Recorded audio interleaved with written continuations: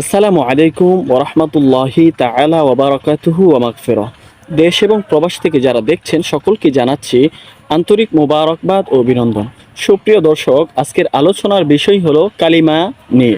আমরা কেন এই কালিমা মুখস্থ রাখব এবং কেন এই কালিমা মুখে স্বীকৃতি দেব এবং বিশ্বাস করব। আমরা যখন কালিমা পড়ব, কালিমা শুধু পড়লেই হবে না, আমাদেরকে অবশ্যই বুঝতে হবে এই কালিমার মধ্যে আল্লাহ তাআলা কি বলেছেন, কি এই কালিমা।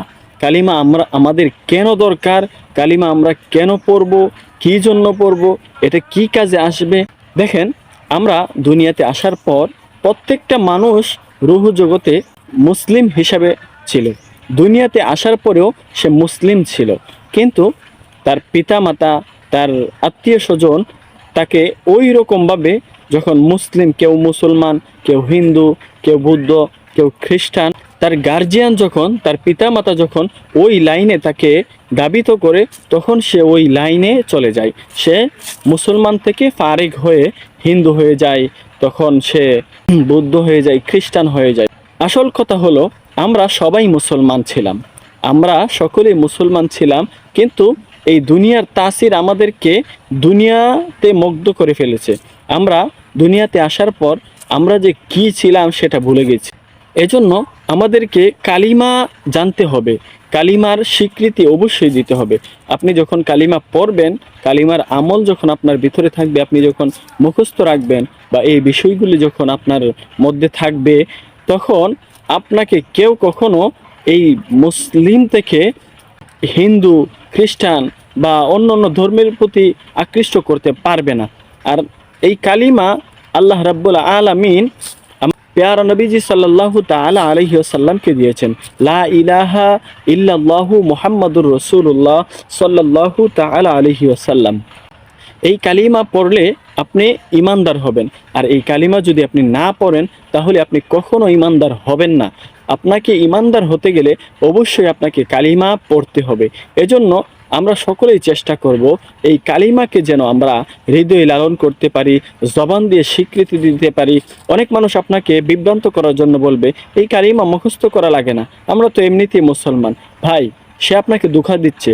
আপনি মুসলমান, আপনাকে ইমান জিনিসটা ধরে রাখতে হবে। ইমান মানে কি? বিশ্বাস।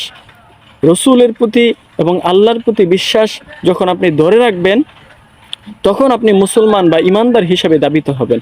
আর আপনি যখন এই জিনিসটাকে ভুলে যাবেন, তার কথাই যখন আপনি এই কালিমাকে না পড়বেন, না মুখস্থ রাখবেন, তখন দেখা যাবে কি জীবনের একটা পর্যায়ে আপনি কি হিন্দু ছিলেন, না মুসলমান ছিলেন, না খ্রিস্টান ছিলেন, কিছুই বোঝা যাবে না।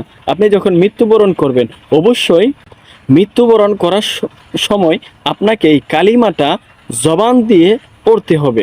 আপনি যদি মৃত্যুর সময় আপনার কালিমা নসিব না হয়, ভাই, আপনার যে কি অবস্থা হবে এটা একমাত্র আল্লাহ রাব্বুল আলামিন ছাড়া কেউ জানে না। যেই ব্যক্তি কালিমা সহিত মৃত্যুবরণ করতে পারবে, সে ব্যক্তি জান্নাতে যাবে। জীবনের কখনো না কখনো সে শাস্তি ভোগ করে অবশ্যই সে জান্নাতে যাবে।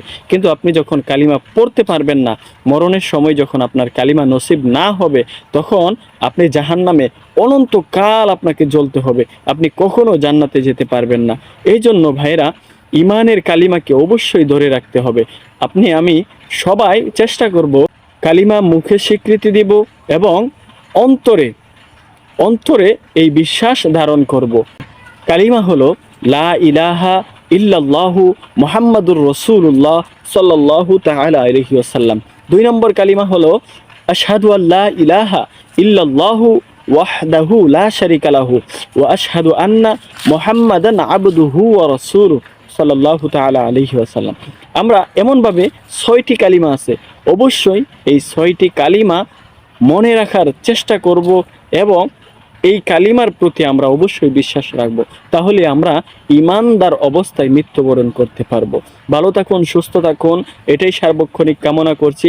আল্লাহ রাব্বুল আলামিন আপনাকে আমাকে ইমানের সহিত মৃত্যুবরণ দান করুক, আমিন। আসসালামু আলাইকুম ওয়া রাহমাতুল্লাহি তাআলা ওয়া বারাকাতুহু ওয়া মাগফিরাহ।